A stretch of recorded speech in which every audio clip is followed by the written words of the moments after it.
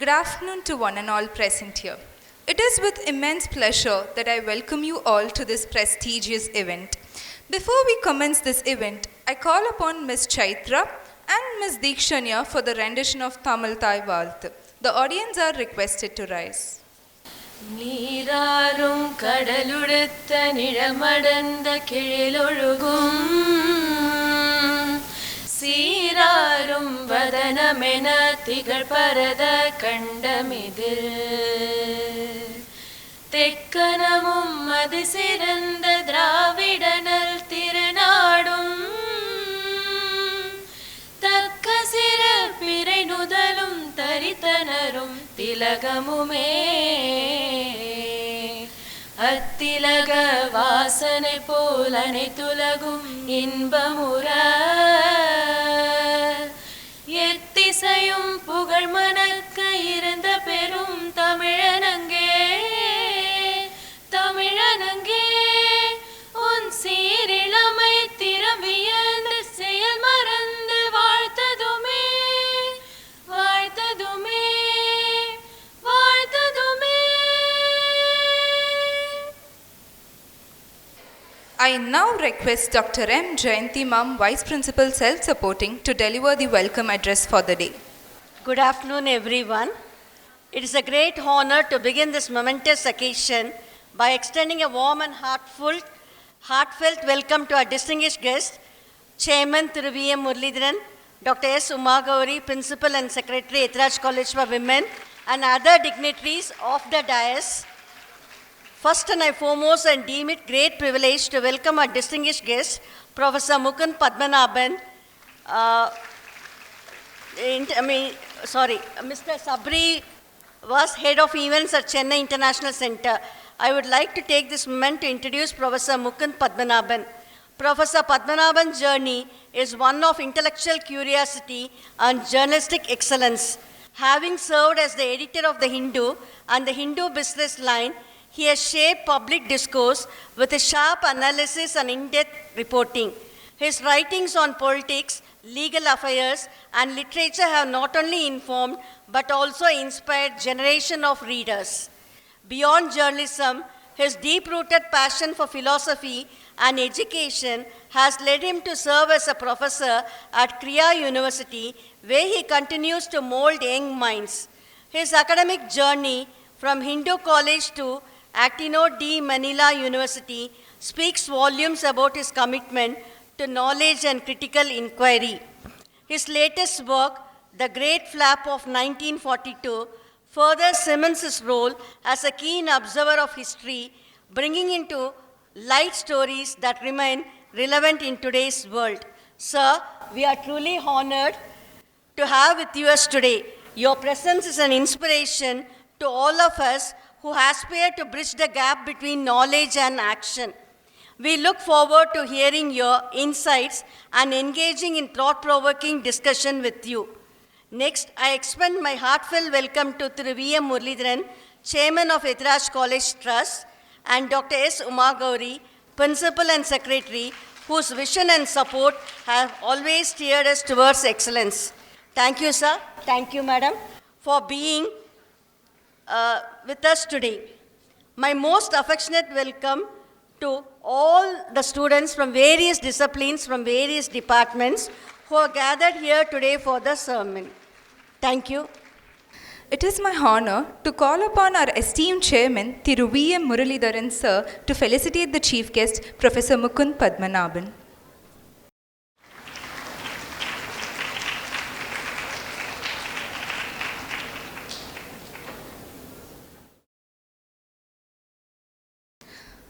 I deem it a great honor to invite Professor Mukund Padmanabhan to address this gathering. Good afternoon, everyone. Thank you for turning up in such large numbers. And my name is Mukund, and I wrote a book last year called The Great Flap of 1942. Essentially, it's... Thank you. So essentially, it's a little bit of a hidden history, a history that we seem to have more or less forgotten. And I've tried to exhume certain parts of it. So that's one one part of the book, and because it's a bit of a hidden history, I'll have a few slides, and we'll talk around those slides. So there are two broad aspects to the book. One, I argue that in 1942, when the world was at war, you had World War II, that when Japan entered the war, which was in December 1941, it created a great panic all over India, a panic that has been largely unmapped, an exodus of people from various parts, including Madras, that has been largely unmapped, and many, many strange and quirky things happening during that period, which somehow has slipped from historical memory. So that's one aspect of the book. More importantly, I argue that even though the Japanese never attacked India, as the British feared at that time, the events of that time influenced the course of the nationalist movement, and were critical in some way of understanding the positions that the great nationalists of our time, Mahatma Gandhi, Nehru, Rajagopalachari, and others took. So that's one aspect of the book, which is a more analytical aspect. But since this is a history that many of you may not be acquainted with, what I'll stick to largely is a kind of narrative about what happened. And then maybe if you have any questions at the end of the end of the talk, we can, I can try and answer them. So the place I'm going to start, can we have the first slide? Yeah. So the place I want to start is with Pearl Harbor, and many of you have heard about Pearl Harbor. It's when this huge fleet of the Japanese attacked Hawaii and took down about 2,500 or 3,000 Americans were killed. And even though Pearl Harbor is sort of the stuff of media, Hollywood films have been made about it, and the world has not forgotten it. It keeps surfacing in histories, in cinema and others. What sometimes people forget is that simultaneously, this very same day Japan bombed Pearl Harbor, they attacked Southeast Asia. They bombed Singapore, they bombed Hong Kong, but most significantly, they actually invaded the north of Malaya in a place called Kota Bharu at the same time. Now, it's true that Pearl Harbor had huge consequences. The Americans joined the war, and that was critical to the defeat of Japan and the Axis powers. But if you look at it from the Japanese perspective, Pearl Harbor had a very, very limited strategic intent. They only wanted to destroy the American fleet in Pearl Harbor, so they could have a free run of attacking and conquering Southeast Asia, and actually using the vast mineral wealth that was required for their war effort, because Japan had no access to steel and oil at that time. The Americans had put an embargo on it. So essentially, it was a deterrent action aimed at preventing America from their real ambition, which was to take Southeast Asia. So I'm just putting that out there. So December 41 is the moment we start. And I have a line saying Pearl Harbor was only insurance, but Southeast Asia was really the prize. Can we go on to the second slide? So what happens between December 1941 and April, May is Japan just wins every battle it fights in Southeast Asia. They take Malaya, which the British think cannot be taken from the north because Malaya's got a lot of jungles and so on. But that doesn't prevent the Japanese from sort of ripping through it. They actually use cycles sometimes to come down from north to south Malaya in what's called the bicycle blitzkrieg. By February 15th, 1942, Singapore falls, and by then Hong Kong is surrendered. The British don't even try to defend Hong Kong. They just let it fall. They say it's indefensible. North Borneo has fallen. Burma has been invaded, Java under assault, and the US is fending off attacks in the Philippines. And this has momentous consequences in Britain. There's Churchill there who says this is the worst disaster and the biggest capitulation in British history. So this is the background, if you like. Can I have the next slide?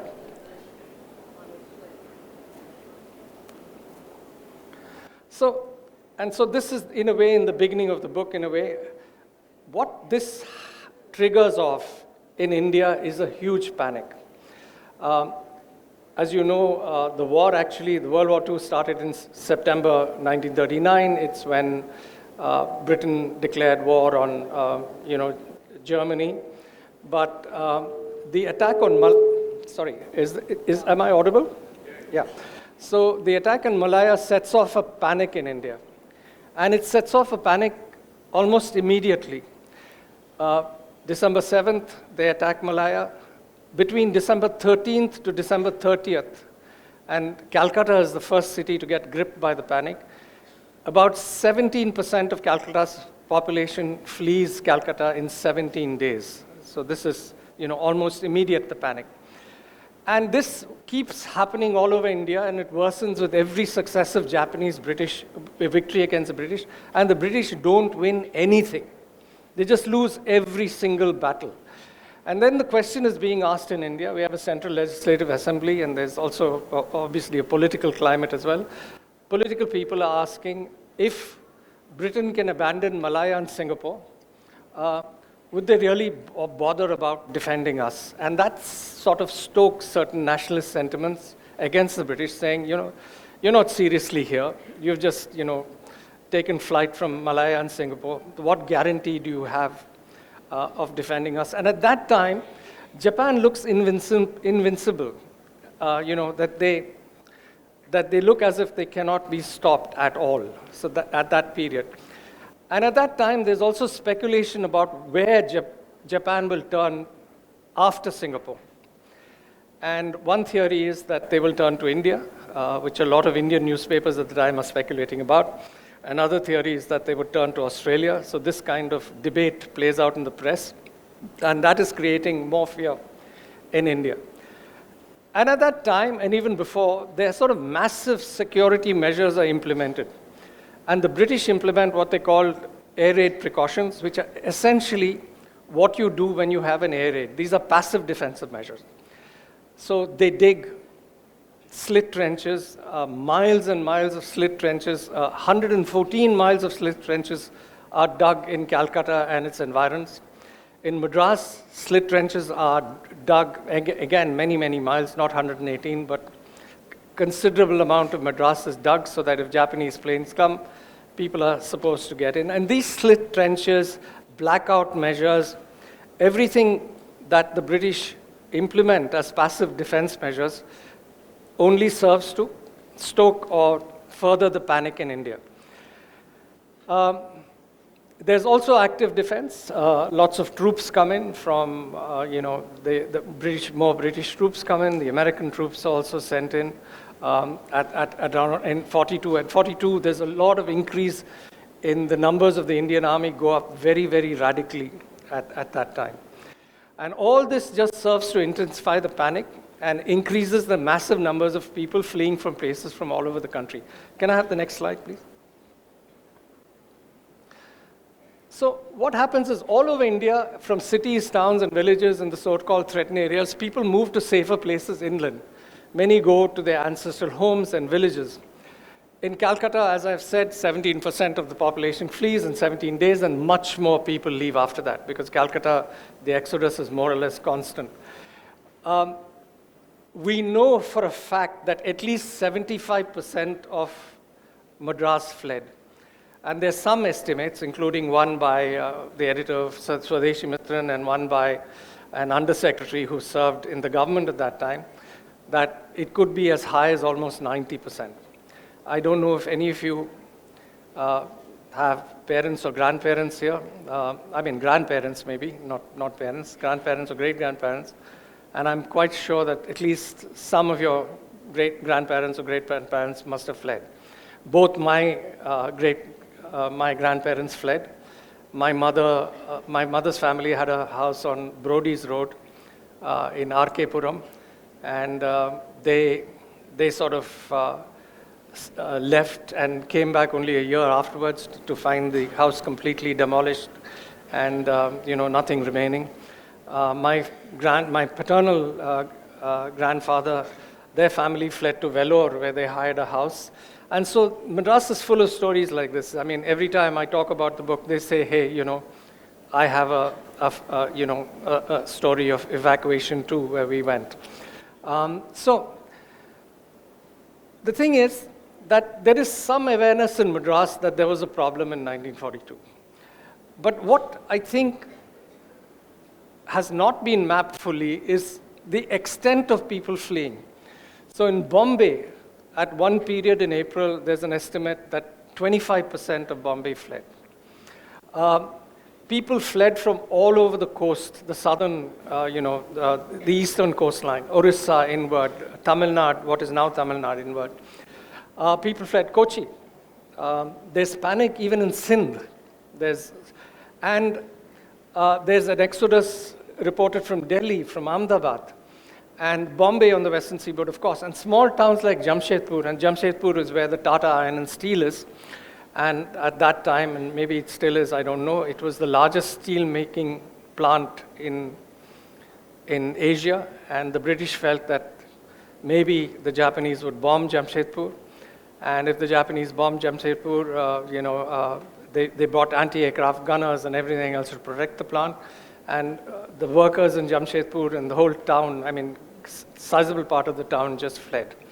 So the exodus involved people from all walks of life, all religions, even all races. One of the stories I stumbled on when I was researching the book is that white people fled from Kodaikanal. Now, as you know, Kodaikanal was really founded by American missionaries, the school and all that. So there's a rumor that takes root, a ridiculous rumor, that the Japanese are going to bomb Kodaikanal. And so there is an exodus of Americans and British people from Kodaikanal, and of course, Indians then followed suit.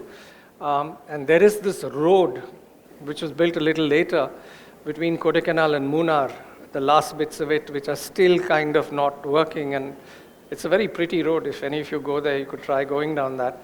That was built for the purposes of evacuation, that in case the Japanese came here, we can escape into Kerala, which was regarded safer. So bizarre things was happening at that time. Many people fled by train, the poor streamed out of places by foot, and if available, on bullock carts. Can we go to the next slide, please? So one of the things that emerged from the research and which shocked me is, what were the British doing during all this? People were fleeing. And yes, they were organizing people to go. They were, special trains were commandeered by the British in Calcutta, in Madras, in Bombay, to say, okay, there is a great rush of people, so let's create more trains. The government in the Madras presidency here had little camps that people could stop before they went back to their native towns and villages. They did all of that. But the interesting thing is that their communications between them show that they actually thought it's a very, very good thing that people left. They actually tacitly encouraged people to leave, saying that if the Japanese bomb,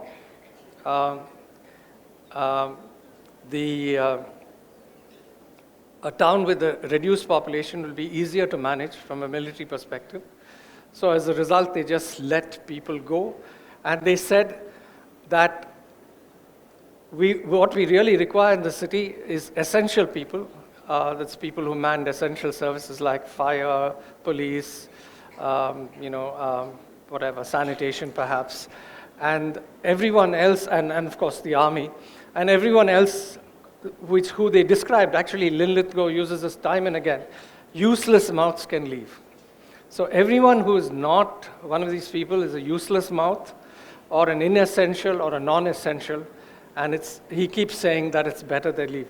And in their communications, they're constantly grappling with this problem, that if they ask useless mouths or inessentials to leave, then the essentials may also panic and go. And so this is particularly a problem in Calcutta and Bombay, because Calcutta is producing a lot of the defense equipment at that time. So they need those people in defense production. And so there's this constant worry that if we ask people to go, if we actually put out an official advisory, then essential people will go as well. So the exodus becomes a kind of managerial issue, how to get useless mouths to leave while retaining essentials or those involved in war production and other things to stay. The next slide, please. So we now know that Japanese had no intent of invading India. The whole thing, right now we know, was, in a way, much ado about nothing. It was just, they wanted to scare us. They had an intent to embarrass the British, but they had no intent of invading India in 1942. There was a sort of invasion in 1944, but we can discuss that later, but that has nothing to do with the panic in 1942. By 1944, Japan was considerably weakened as a imperial power. The US had taken out much of the Japanese, the Navy, and it was the Japanese Navy and the Japanese Air Force. They didn't have much of a land Air Force. Much of the Air Force was on the Navy. So if the Navy went, then Japan's sort of,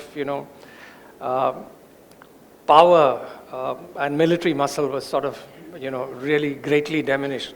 So Japan did have a strategic intent, and I'm not going to go into this. They had this idea that of a greater East Asia co-prosperity sphere, essentially saying that, we want to rid Asia of non-Asians, and Japan was seen as the head of the table in Asia, or Japan would have liked to have done that.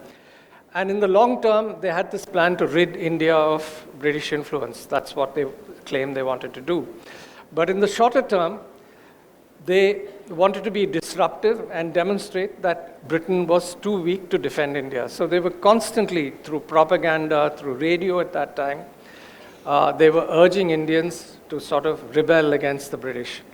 And in April 1942, and you know that because when the Japanese took Singapore, and they took Malaya first and then took Singapore, they persuaded most of the Indian Army. The Indian Army was, nationality-wise, the greatest number of troops that fought in Malaya and Singapore were Indians. They persuaded them to join what is called the Indian National Army, which was essentially a Japanese creation.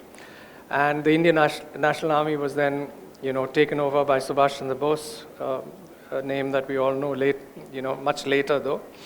And it was Bose and the INA who did a little attack in 1944, which was repulsed, but we can deal with that later.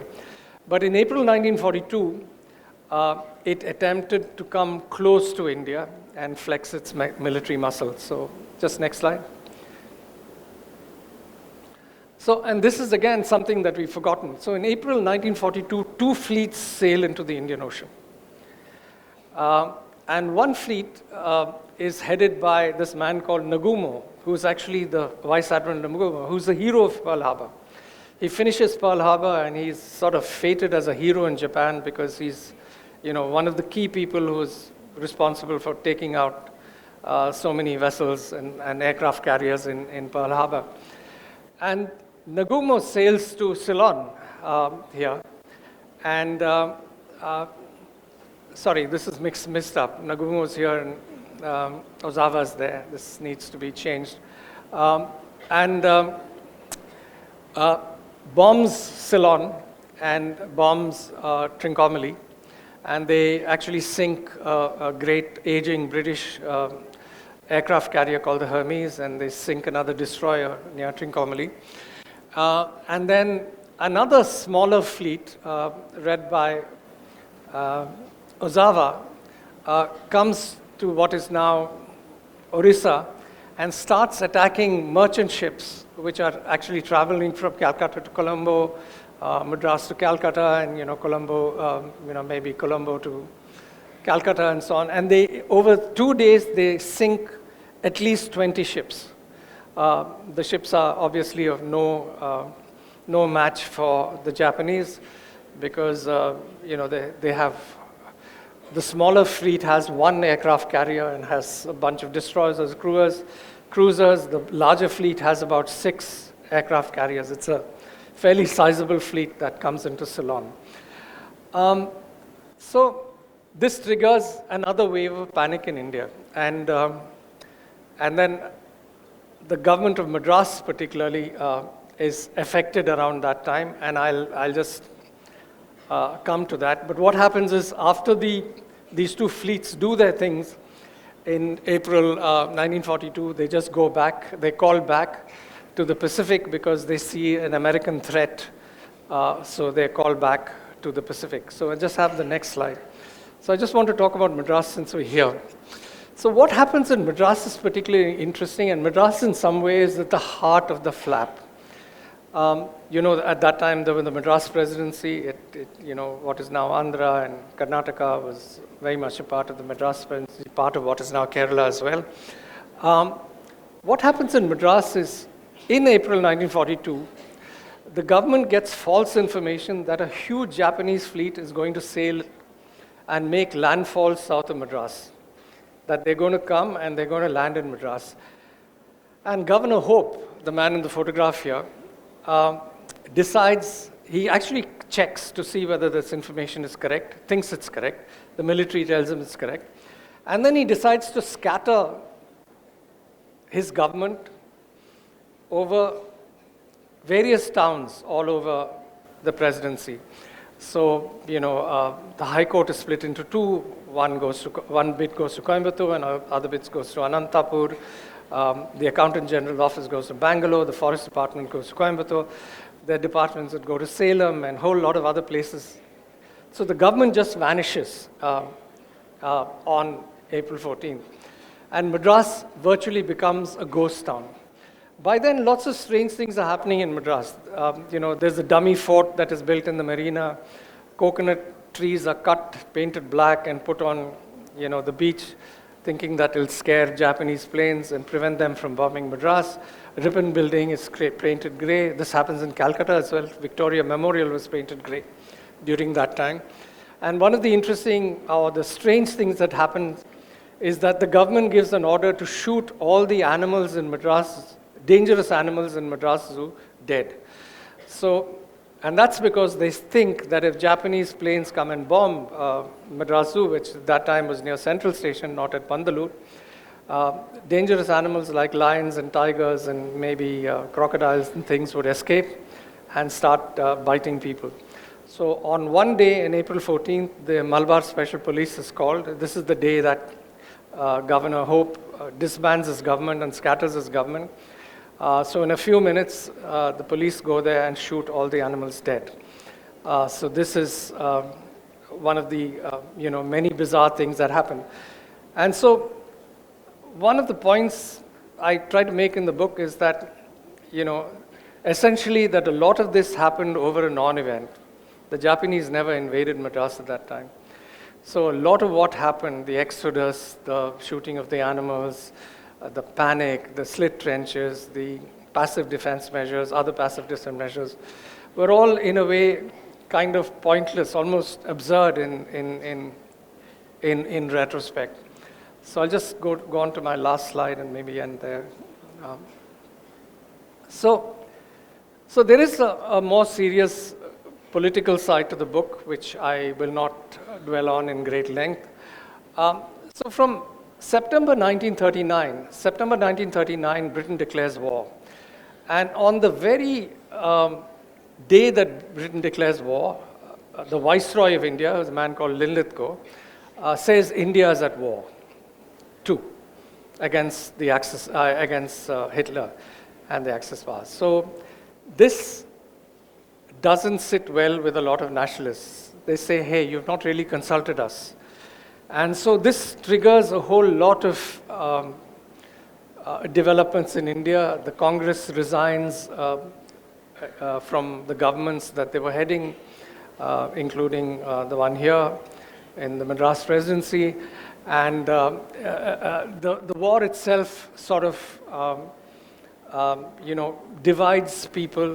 There are people who think that the government should not resign, the people who are for the government's resigning. And so essentially the war divides parties. It particularly divides the Congress, which is the largest political party at that time. And these divisions become more pressing after Japan's attack on Pearl Harbor. And there is one set of people who say, okay, with Japan coming into the wars come closer to India, Britain has lost Southeast Asia, they're on the back foot. This is the right time for us to press Britain, saying we'll support your war effort, but you give us something that approximates freedom or something that gives us a little more, reform. Reform, give us a little more of, put a little more power in our hands. And so there are people like Nehru, Rajagopalachari, a whole lot of people who believe that this is the right thing to do. Use this position when Britain is weak to make a bargain and strike a deal. Gandhi, however, takes a very different line. He says that any support given to the war will compromise my position on non-violence. It'll be a position for violence if I support the war. So I cannot support the war on any grounds. Gandhi, of course, changes his position here and there, and the book maps that in some way. But all the while, he is saying that on no condition will I support the war. And his position also is on the issue of nonviolence becomes, it becomes a talking point within the Congress, because he takes it to the level saying that, he tells Lithgow, for instance, that if Hitler attacks England, just give up your island. He tells, he writes that if the Abyssinians should have, instead of resisting Mussolini, he should have just given up. For him, meeting violence with counter-violence is a bad thing. That's not, he doesn't distinguish between aggression and counter-aggression. He sees that as being morally equivalent, as being much the same. And this position that means that if the Japanese come, then all we have to do is passively resist them. We should not fight against them. This is the position that he took. And this position was not sitting well with other leaders in the Congress, like Nehru and Rajagopalachari, who thought this was a bit far-fetched. Gandhi also was not as ideological as sort of Nehru was. Nehru saw the world in a more ideological way. He had a position on fascism, and particularly after Russia joined the Allied war effort, he became even more firmly in favor of the Allies. But Gandhi, if you look at his writings, it was like, yeah, okay, one oppressor is here, one exploiter is here. He'll just be replaced by another exploiter. And for him, this may be simplifying his views in a way, but Nehru himself hints at this in some way, that he thought of India and freedom. He didn't think of India on the global stage in a way. You're not looking at India through an ideological prism. So in 42, one of the funny things is that there is evidence to suggest also that Gandhi thought that Japan would win the war. And this is true a lot of Indians at that time. We forget this now, because Japan was defeated very quickly after that. But in 42, they looked like they'd win the war. And so to put your or put your money behind Britain at that time may have been fraught with political risks. And so one of the things that Churchill, did, and thanks to pressure from Roosevelt, is in 42, is he sends Stafford Cripps to India. And Stafford Cripps' mission is very simple. It is to reach out to political parties. I think principally his job was to win the Congress over, to say, support the war, and we will give you some kind of reform, dominion status. And as Nehru says later, he didn't have a lot to offer. But the interesting thing is that both Nehru and Rajagopalachari were keen on doing business with Cripps, saying, this is not such a bad thing, let's do it. Gandhi just refuses to meet Cripps, because for him, the entire Cripps mission goes against his nonviolence philosophy because it's like you seek support for the war, and he didn't want to support the war at all. So when Cripps comes, he says, he doesn't meet him, unlike the others. And Cripps actually writes to him, and he says, you really want to meet me? But, I've nominated Azad and Nehru for the job. So he finally meets Cripps with some reluctance. And there is a belief, and British historians are quite clear about this. Indian historians don't like to accept this. But the British historians, there are a sizable body of them who believe that it was Gandhi's opposition that played a major role in the failure of the Cripps mission in some way. And there's also, they had some intelligence, supposedly had some intelligence information to this effect as well.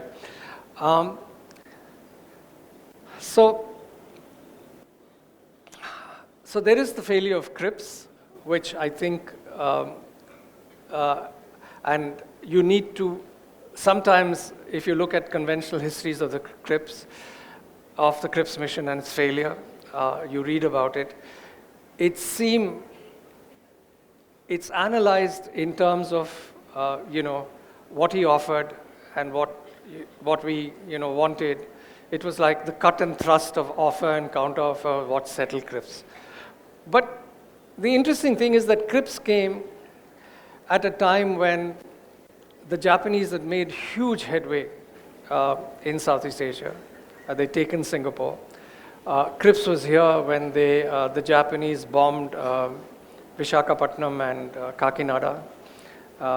They bombed Visakhapatnam, and they were not major bombing attempts, but some people were killed, but they did, the fleet headed by Ozawa bombed those two places. And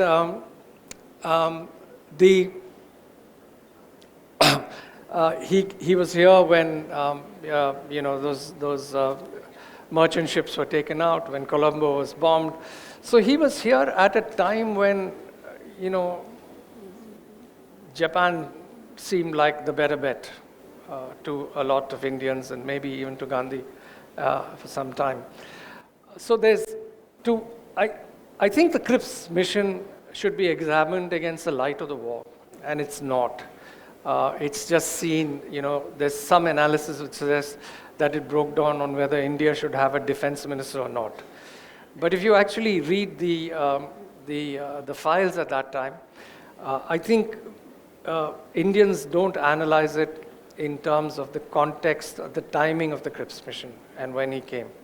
And true, he didn't offer a lot, but there is reason to believe that both Rajagopalachari particularly, but Nehru as well, would have liked to have signed off on some kind of deal. The other issue is Gandhi's Quit India call, which takes place at that time. And one of the very interesting things, and if any of you have an answer to it, I'd like to hear it because I spent months trying to find out. Gandhi, till 1942, is on the path of saying, I don't want to embarrass the British at this very delicate time when they're fighting a war. When the war breaks out in 1939, he actually goes to Linlithgow and says, breaks down thinking, he studies, he was a student in London. So he says the thought of Westminster Abbey, getting bombed and, the Houses of Parliament getting bombed is something that he can't bear. And all the time he's restraining the Congress, saying, I will not have mass satyagraha at that time. All he's willing to concede at one time is individual satyagraha, which doesn't work. So he is actually restraining the other leaders. And suddenly, by mid-1942, he has gone from one pole to the other pole.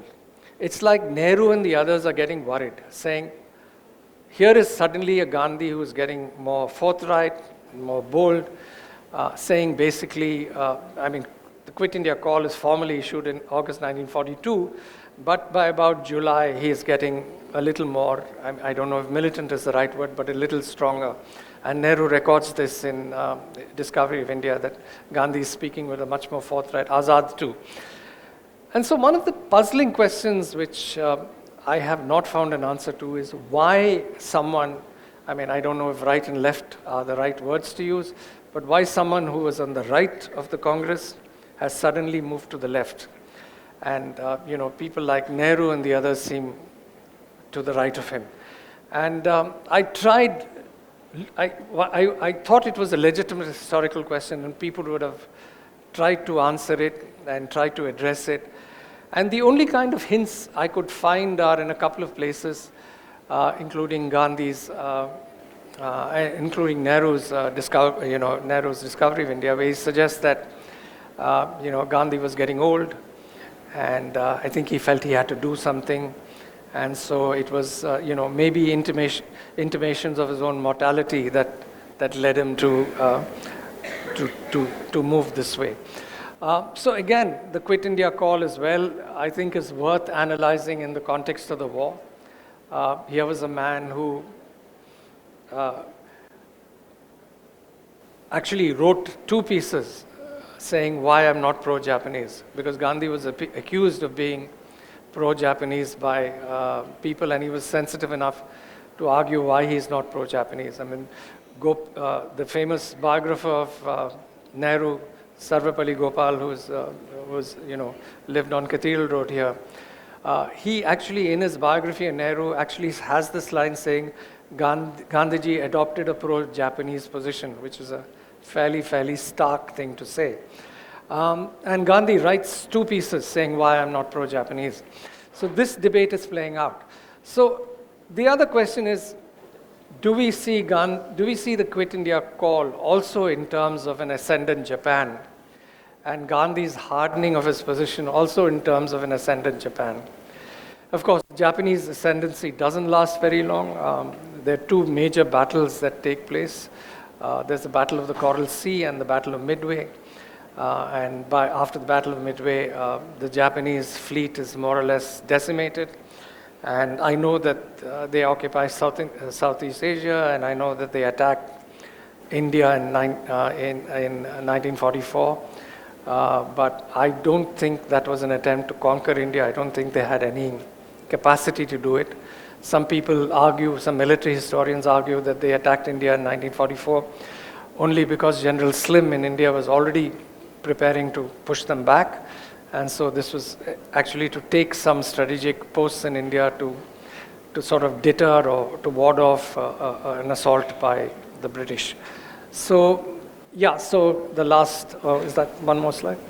So essentially, so I just have a passage there which says, memories of 1942 largely revolve around events such as the announcement of the Cripps mission, its eventual failure, the launch of the Quit India movement, the arrest of top Congress leaders, and so on.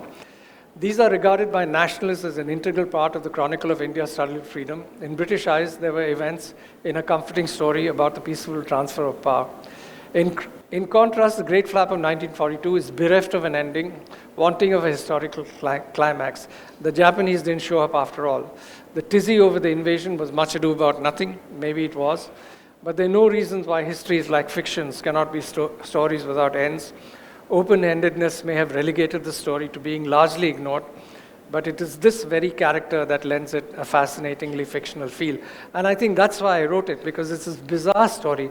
And I'll just end by saying why I think it hasn't got noticed is A, the Japanese never came, so people thought it was a non-event. B, I think conventionally Indian historians just were focused on this story of freedom. And so the Japanese somehow, and this whole panic in India was not a part of it. And the British historians had other fish to fry. They were fighting a war at that time, and they had concerns about what was happening there. And so I think this fell between like 2 historical stools, and this story has been largely, I think, neglected as a result of that. There has been writing on it. I have a very good friend, historian called Indivar Kamtekar, who wrote a lovely little, very short little piece called The Shiver of 42, which is a wonderful essay. So, but I think the extent of the panic, I have not, for instance, seen a single essay on the fact that the British actually moved the capital of Orissa, which was Cuttack, to Sambalpur during that time. And you'd think that somebody would have mapped that move and written a piece about this, but Orias themselves are not aware of this. I actually was in on the Hyderabad Lit Fest, which was devoted to Oriya literature. There were a whole lot of very eminent Oriya poets and writers and historians and others. And I actually asked them, because many of them in the audience, are you even aware of this? And they weren't. Similarly, lots of people in Kerala are not aware that the Secretariat moved in April 1942 from Cochin to Thrissur inland. So the extent of the panic and the impact it had, I think, on impact that strange situation had on the momentous events of 42, the Cripps mission, and the Quit India is, I think, maybe at the very least deserves to be reconsidered and maybe studied in the context of the Japanese threat. So I'll end here. Thank you very much. I hope it's been interesting. Thank you.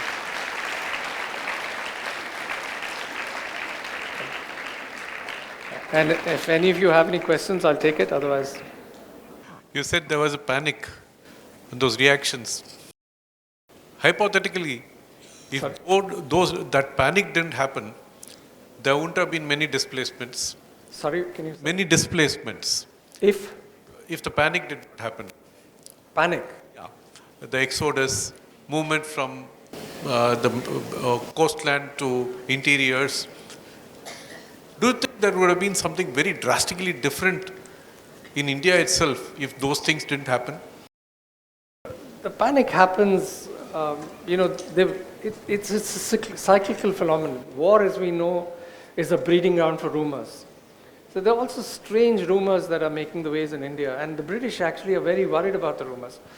So particularly after Japan came, there are these things called fortnightly reports, which are an important source of history during that period. And these are reports written by the chief secretary for every presidency to the home secretary, who then was a man called Eric Condon Smith. And there was a section on rumors, an actual section. Each fortnightly report, there was a section on rumors. And the rumors were wild. They were all about Japan winning. So there's this one rumor that somebody cites. There were bizarre rumors. One rumor about a Japanese guy who comes down in a parachute, addresses a crowd, and then goes back up in his parachute. And there are these strange rumors about Japanese generosity, British cowardice. And the British are trying to tackle these rumors, and they feel that Japan is winning the propaganda war. So the rumors lead to panic. The panic leads to flight. The flight actually sometimes again leads to more rumors, panic, flight. But the flight actually again has its own dynamic, because the more people go, the more people go. My mother's family, for instance, from what I gather, my grandfather said, I'm not going, I'm going to stay home.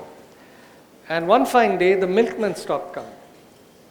So when the milkman stopped coming, I think he had children who needed milk and all of that. He said, thanks, it's time for me to go. So, panic has exodus has its own dynamic in a way. So that happened. I'm not sure. I think 2 or 3 things were responsible for panic. One, for the sheer speed with which Japan ripped through everything else. B, the near certainty that India would be the next target. They felt that India would be attacked in a major way. And this was, I think, a strategic miscalculation. You had to prepare for the worst. But, now we know for a fact that Japan had no plan of actually attacking India, except for bombing here and there, which they did. They bombed Calcutta quite badly at one time, a little later. But there was no plan at all. I think the British also aided the panic. Madras is a good example. They kept issuing communiques which were very, very odd. One communique said, the danger is real, but it's not so grave as to make you want to leave. But if you have nothing to do here, you can go. So these are not exactly comforting to Indians at that time. And as we know now, the British themselves were quite happy if people left. Exactly. So that's exactly what I felt like. The panic when you create, the outcomes are known to people who run the place. Yeah. So it might be to their advantage as well. Yes, sure. Thanks. Yeah, the other strange thing is that, if you compare this with COVID, and you see the sort of saturation media coverage on people walking back to their homes, and you remember that contract labor from all parts of India.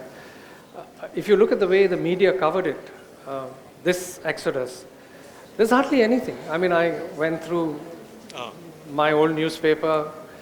There's not a single photograph of empty streets in Madras, not a single one. There are only single column items about special trains to be gone here. No one has written a large feature about, empty places, the ransacking of houses. And not because, simply because I think, journalism that at that time perhaps didn't do stuff like this. They just reported what the leaders said, and it was very much the journalism of press conferences and statements. And this is true of most of the newspapers. Even the Tamil, publications had very, very little.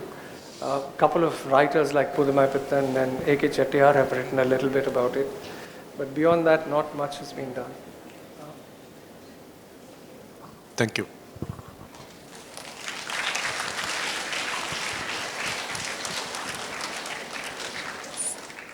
So just a small question from my end. So how do we distinguish the speculations and the actual facts in this book? Like, there would be many speculations going on. How do you differentiate it while, Speculation? like, whether these are facts or not while writing the book as in such? Because we'll not have accurate proof, right? So how do we differentiate it? Like, how did you differentiate it? Well, it depends on the question. I mean, if the question is why Gandhi suddenly did what he did in 1942, we can only speculate on the basis of other facts why he might have done it. But many of the other things about how many people fled, they're there in government records. So there is this thing now called the Lindithu collection, which has just become available in digitized forms. It's been around. So it's complete communication of the Viceroy of India with the various governors and others. And so these records are there in the British Library. They're now there in Delhi as well. So they have, they actually dated communications, telegrams and so on. So British were very good at keeping records of these things. So a lot of the facts that have been unearthed in the book are a result of official records and also private diaries kept by bureaucrats and others. So it's actually the title of the book, The Great Flap. Flap is a sort of British informal term for a great commotion or a great, a great flutter, if you like, of 1942. So, Thank you, sir. thank you very much. Thank you.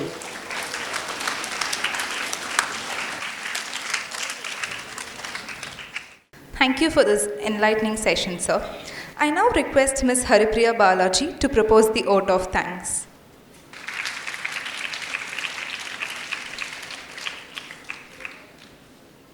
As John F. Kennedy once said, as we express our gratitude, we must never forget that the highest appreciation is not to utter words, but to live by them. With that sentiment in mind, I take great honor in extending my heartfelt gratitude to everyone who contributed to making today's event a memorable success. First and foremost, my deepest gratitude goes to the Almighty for His grace in making this event possible. A special and sincere thanks to our distinguished guests, Professor Mukund Padmanabhan and Mr. Sabarivas. Mukund sir, your insightful discussion has been nothing short of extraordinary.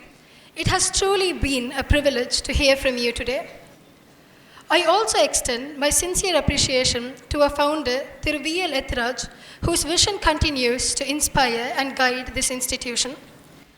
A heartfelt thanks to our chairman, Thr Muralidharan sir, for his unwavering support, and Principal Dr. Uma Gauri ma'am for the continuous guidance. And finally, a special thanks to the students from diverse departments for being a part of this event. I wish you all a wonderful day ahead. Thank you. Thank you, Haripriya. I now kindly request everyone to rise for the college song followed by national anthem.